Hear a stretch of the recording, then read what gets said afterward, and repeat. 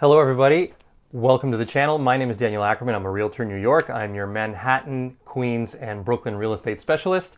And this is the Monday market update. So we're going to go over some of the key headlines in the real estate news for this week, as well as a couple of market updates regarding interest rates and things like that. So let's jump into it. First of all, average interest rates. Let's talk about the interest rates.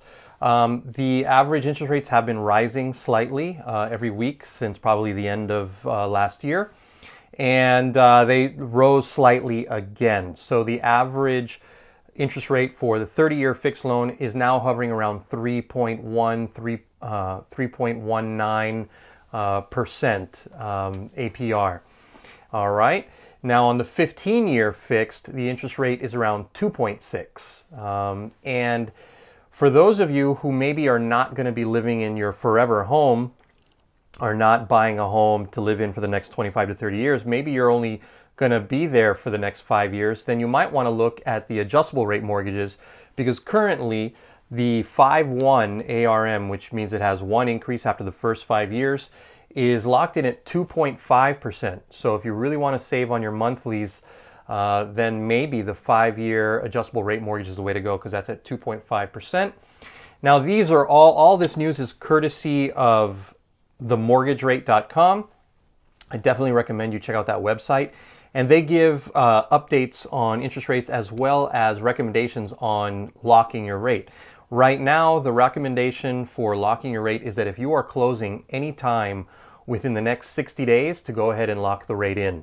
The reason being is that they anticipate that rates will just continue to go up incrementally. So if you want to lock in the lowest rate, now is the time to do it, and you're safe doing so as long as you're closing within the next 60 days or so.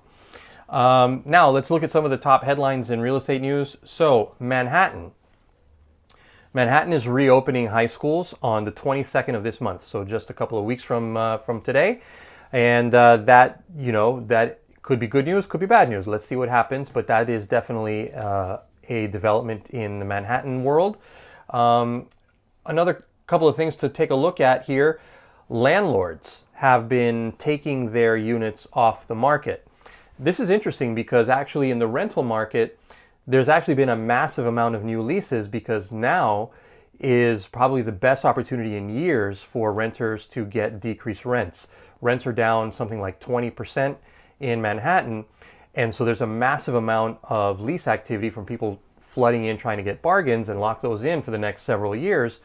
But looks like maybe landlords don't want to get locked into these lower rents, and some of them are actually taking their units off the market. So it remains to be seen how that will affect landlords, and how they're keeping up with their mortgages, as well as the rental market. And here's an interesting one. Underwater hotel owners, and about 25% of the mortgages in the hotel sector in Manhattan are currently behind or underwater, for a total of about 25 billion in mortgages that are at risk right now. And a lot of hotel owners are simply walking away. I guess that means that they're taking foreclosures on these huge hotel loans because they don't see a way to get back on top, with the pandemic having continued effects on the travel sector and on hotels and hospitality. I guess they're not seeing a way to get caught up on their mortgages, and so some of them are simply walking into foreclosure, it appears. Now let's look at Brooklyn. Here's a fun one. So the townhouse from Moonstruck, the famous movie Moonstruck. I don't know if you all remember that. I'm old enough to remember it. That's a famous Cher movie with Nicolas Cage. The townhouse from that just went on the market in Brooklyn for $12.9 million. It's in Brooklyn Heights. It's a corner townhouse, 4 floors. It's been completely renovated, and they did a historic renovation. I believe that's in a historic district. So they went with period correct windows, period correct interiors. They redid the brownstone on the outside. You can look it up, but that is now on the market for $12.9 million. So if you've got an extra $13 million lying around, you might want to check out that listing.